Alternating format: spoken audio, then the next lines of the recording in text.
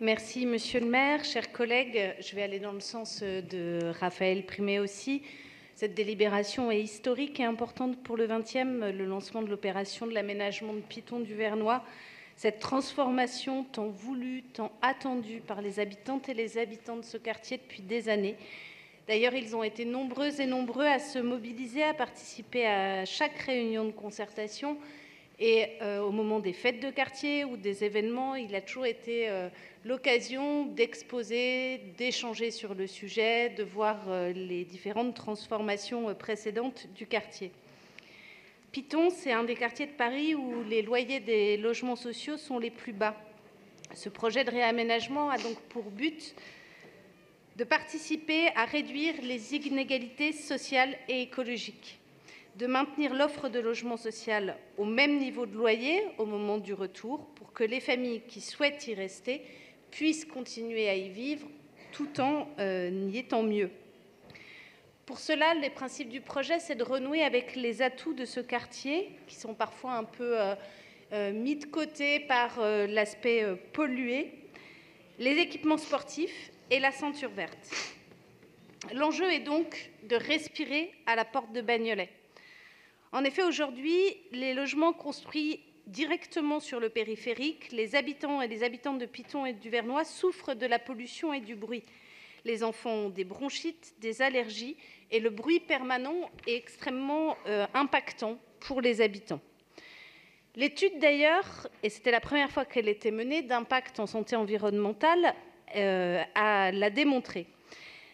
Pour nous, c'est une démarche exemplaire qui pourra être répliquée dorénavant sur tous les projets d'envergure. Ainsi, sur Piton du Vernois, cela a permis d'étudier l'impact sur la santé des habitants et puis de montrer les bénéfices au fait que les logements les plus exposés aux nuisances se voient transformés, remplacés par des bureaux, des écrans démontables, et les effets bénéfiques aussi de la réhabilitation des autres logements. Un autre facteur important d'amélioration aussi pour la santé, ça va être les nouvelles possibilités de pratiques sportives libres offertes à travers des parcours végétalisés. L'accès libre au sport, et notamment vraiment en plein air, c'est un facteur déterminant de bien-être, de prévention et de santé. En plus, le projet intègre le renforcement de la ceinture verte, la création d'un parc sportif de 3 hectares, des espaces publics plus généreux, bref, plus de nature, plus de pleine terre pour un quartier qui en manque. La ceinture verte, c'est une opportunité unique d'expérimenter la façon dont nous voulons faire la vie désormais. Favoriser la biodiversité, la variété des espèces, la beauté des aménagements paysagers, varier pourquoi pas les usages. On soumet là une proposition. On pourrait avoir par exemple du terrain qui pourrait être laissé à l'école du Breuil pour développer des activités ou alors pour d'autres jardiniers amateurs ou professionnels. Outre la santé, réduire les inégalités écologiques et sociales, c'est aussi renforcer le service public.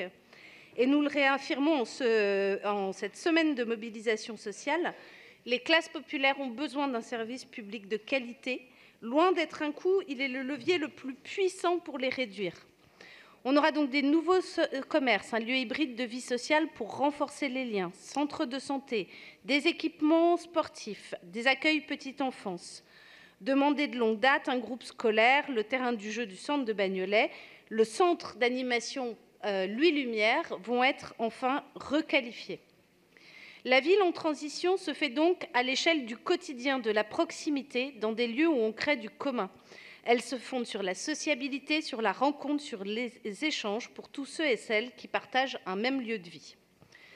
Nous espérons que cet effort va entraîner l'État dans une même dynamique pour assurer l'accès aux services publics de ce territoire, notamment par exemple sur les services publics de sécurité. Ce projet marque aussi le début d'une révolution dans notre manière d'envisager notre politique du logement et de l'immobilier avec les premières opérations de l'OFS.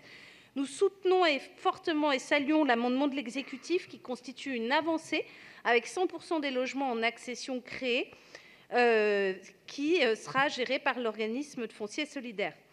Cette politique volontariste de la maîtrise des prix, c'est-à-dire que ce n'est pas parce qu'on refait un quartier que ça donne lieu à de la spéculation, et va pour nous dans un extrêmement bon sens. Donc merci pour cette étape décisive, symbolique, qui va changer la vie de tout un quartier et des transformations en œuvre. Et en attendant, imaginons avec tous les acteurs concernés des occupations temporaires le temps des travaux.